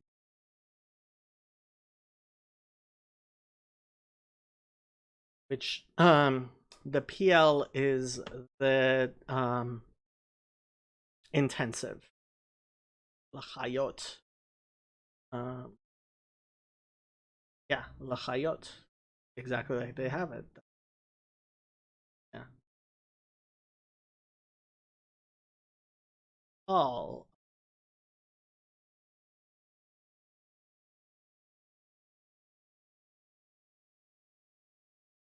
lichyot. The chayot versus lichyot. Not very different. But this is the intensive of life. Chayotenu. And it's written b'chisaron vav. Yeah. A little stranger. Kehayom hazeh. Like a day such as this. Kehayom hazeh. Like today. Day such as this. Probably say. Edit, Chabad do it. As of this day. Kehayom hazeh. Like this. As it is. And last verse. Then it will be righteousness for us if we are careful to observe all these commandments before the Lord our God, as he has commanded. And if we are careful to obey all this law before the Lord our God, as he has commanded us, that will be our righteousness. And if it will be for our merit that we keep to observe all these commandments before the Lord our God, as he has commanded us. Ut tzedakah tihye lanu, ki nishmor la'asot et kol hamitzvah hazot lifnei havaya Elokeinu ha'asher tzivanu. And there's a closed break there. And I think, if you pay attention, you'll notice that pretty much all of this is kind of bookending from the beginning of the chapter, right? Saying a lot of the same things in the same language over. That happens a lot in Deuteronomy.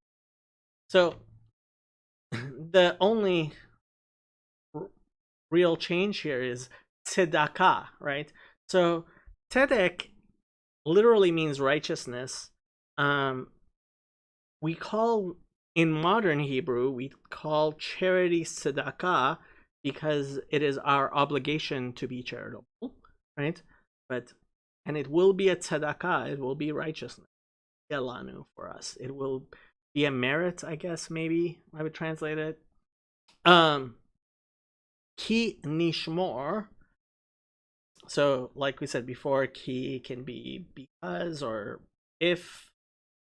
Nishmor. So this is the call first person collective plural. You don't see it very often. Don't get it confused with the nifal. This is the imperfect first person collective plural of the simple of lishmor, to keep, right? So we had before lishmor lasot, right? To keep, to do, lasot b'miloivav, et kol hamitzvah, all of the commandment, hazot, right? Remember, first verse we had vezot hamitzvah, right? So parallel structure, bookending. Havaya Elokeinu, the Lord our God, asher tzivanu, like commanded us. Yep. Pretty simple stuff. That is a closed break at the end. I am joined by someone on the Discord, but I don't think he realizes I am live streaming. Asking about something else. I am not going to. Yeah. Right. So that is what is pretty much the all of this. Went pretty quickly. If you have questions, I am going to be around at least for another, I would say, until 9:30, right? If anybody has any questions or anything, if you want to drop by on the Discord, I'm gonna talk to people on Discord here.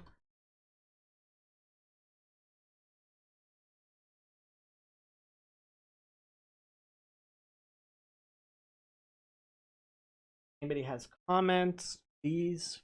If you have any questions, uh,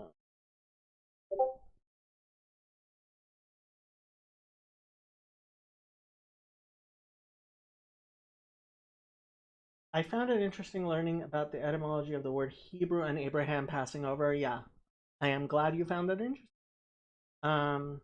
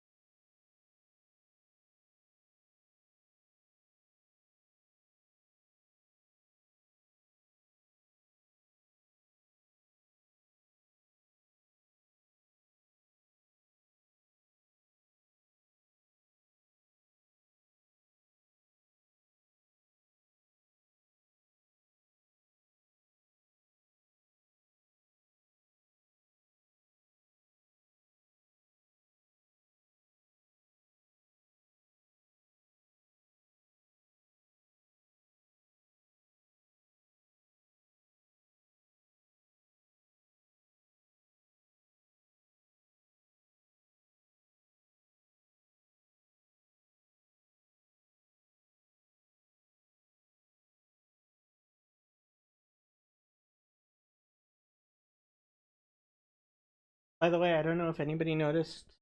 Are you still watching? I got a new camera. I don't know if it's better or worse. Supposed to have autofocus.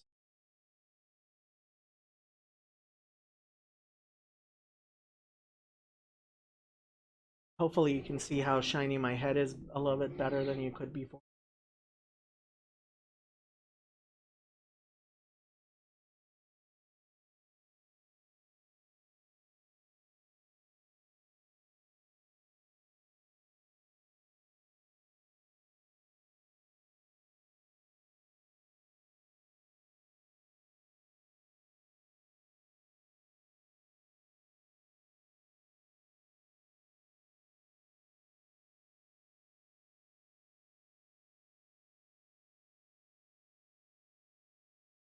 If you're just hanging around while I'm not doing anything, Do something. Ask me a question or something. Thank you. You're definitely my number one fan. Even my parents, my mom doesn't love me this.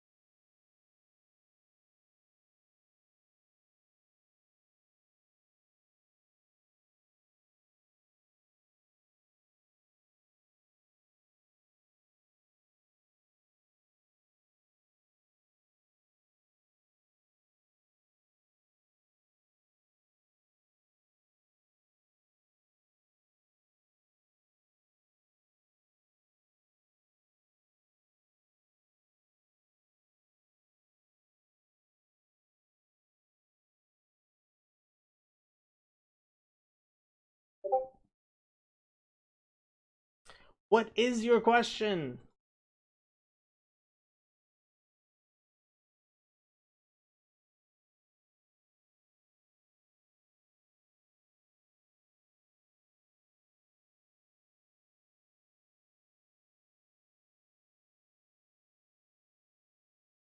How do you use the vav to switch between the tenses? Okay, so there are four tenses in Hebrew. There is the participle, which is the present tense, and there is the command, which is the command form, and those don't get affected. The vav, when it shows up before a word that is either in the perfect, which is the completed action, or in the imperfect, which is the incomplete action, flips it from the way it is to the other sometime. Okay? So, for example, let's just look at first that we have it in.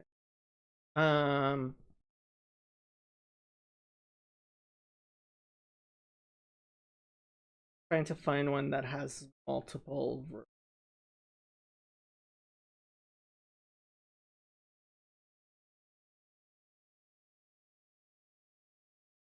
Okay, so let's look at verse 18. So it says, Va'asita hayashar v'hatov be'enei havaya lama'an yitav lach uvata vayarashta et haaretz hatova asher nishba havaya lavatecha. Right? So if you look in the morphology on Bible Hub, you'll notice the first one, it has conjunctive vav, right? So it has a prefix vav. The asita, so asita is in the perfect tense, right?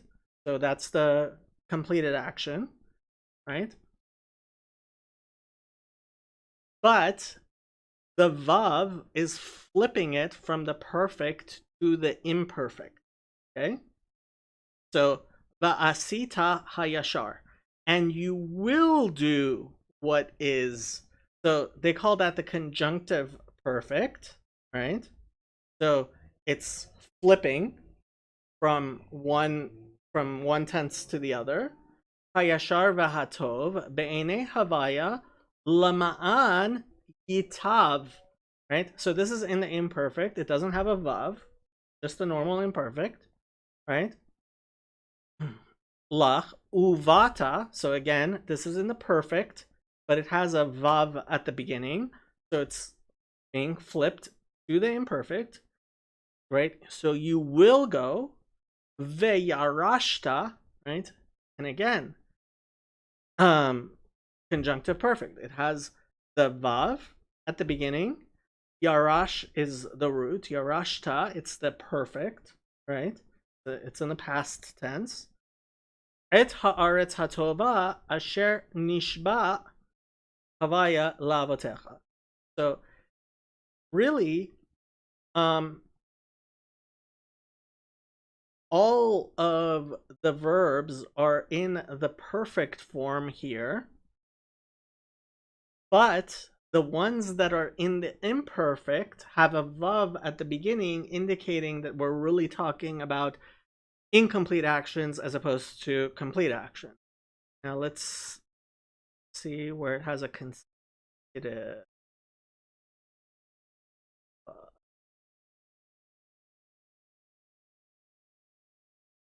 So I can find a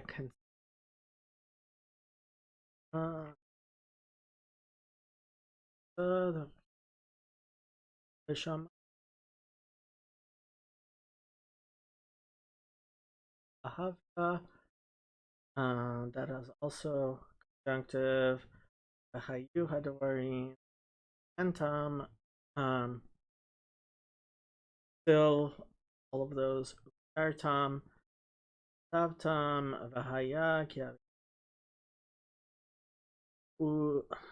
Batim Malaim.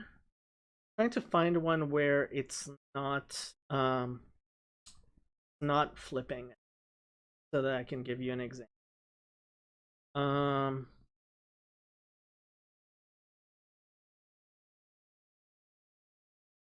Asita Yeshal Amarta Lavin. Let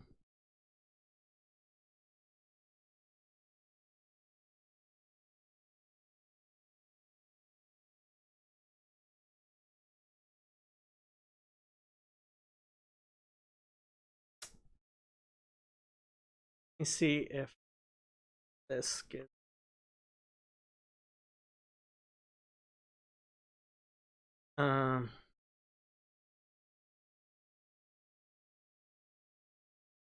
Sequential. So,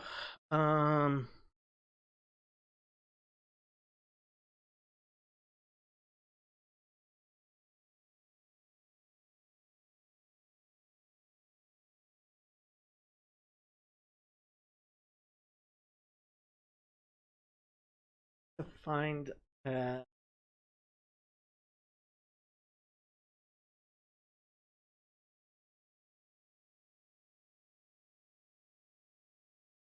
place where it doesn't.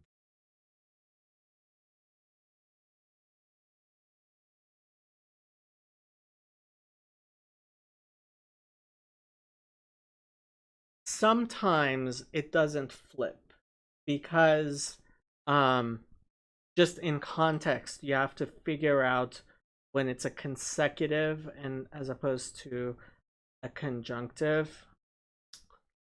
So remember,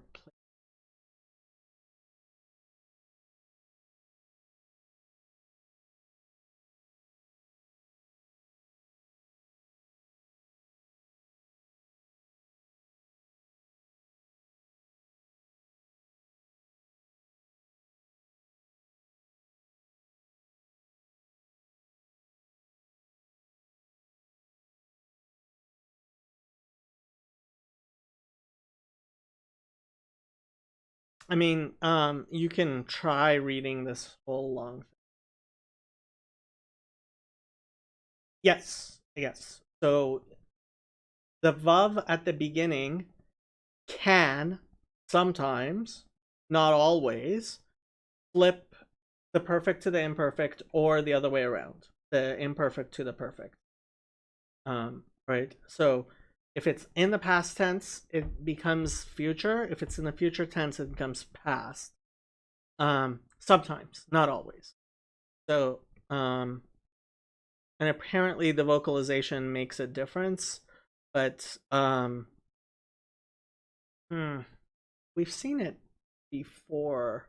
So, um, the morphology will call it the we'll call it the consecutive instead of the conjunctive. Maybe in chapter 5. Uh,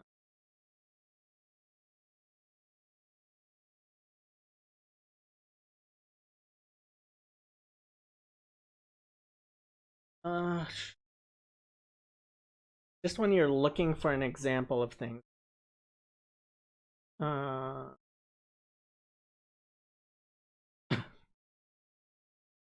uh,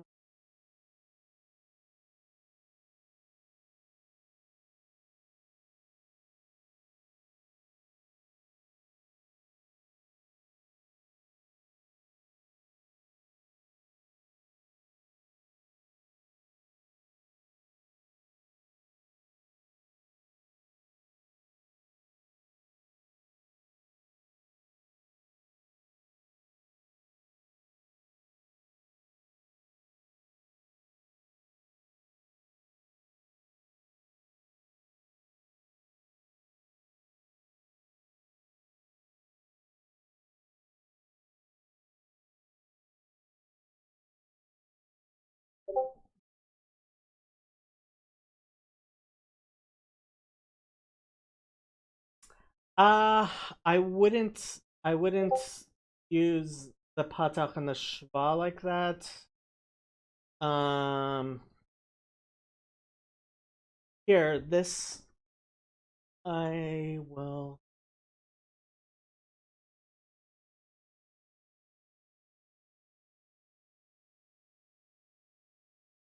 So this explains it better than can.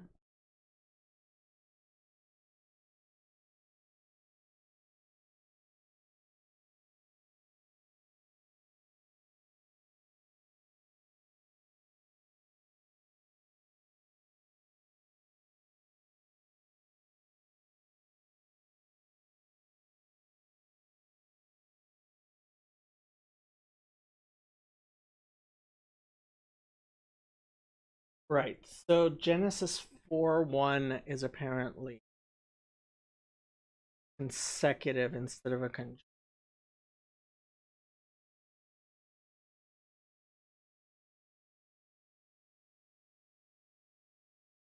V'hadam ha'adam yada et chava ishto vatahar. So this is a consecutive imperfect. Vateled, right? Again, consecutive imperfect. Vatomer, again, consecutive imperfect, right? So it's all no, that was no, these are all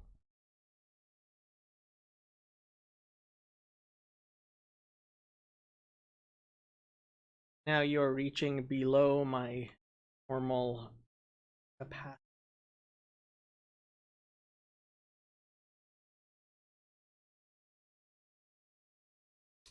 So these are conjunctive perfects. These are consecutive imperfects. Conjunctive perfect. Uh,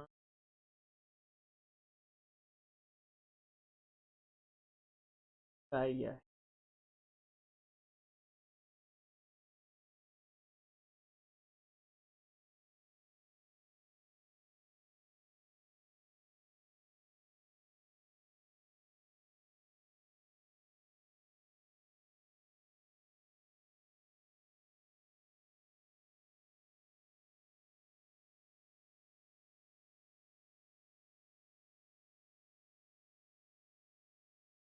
Deuteronomy 15 of us.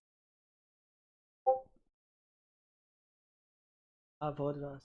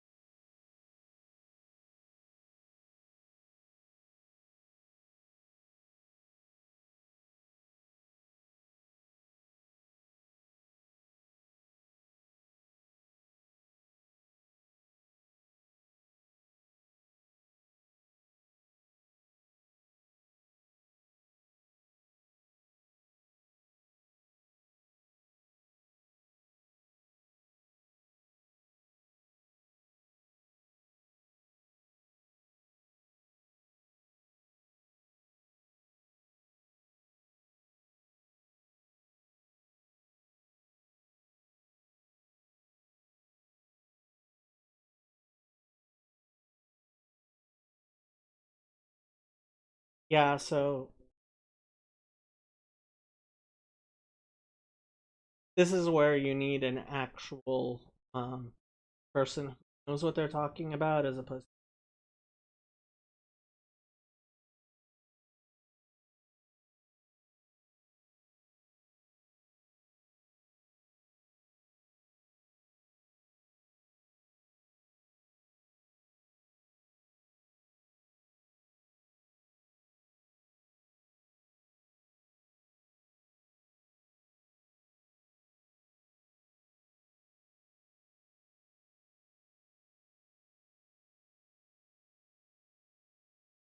Yeah, I'm gonna have to actually sit down and read this stuff and actually understand it.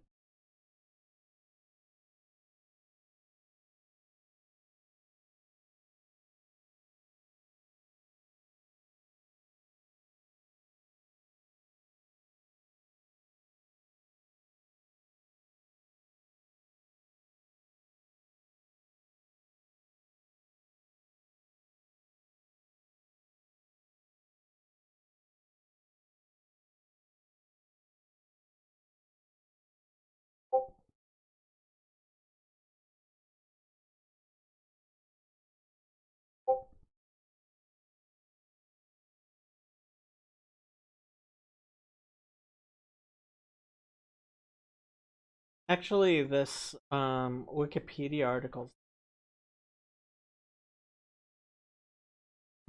Oh right, I forgot Safania. Safania 3:9. כי אז אפוך אל עמים שפה ברורה לקרוא כולם, שם הוויה לעובדו שכם אחד. For thus I will. So a epoch is a interesting word. I definitely would look look that one up in your concordance. I will turn over for the people a winnowed, a pure language, so that they may all call in the name of God to serve him with one accord. Forgot about that. Thank you.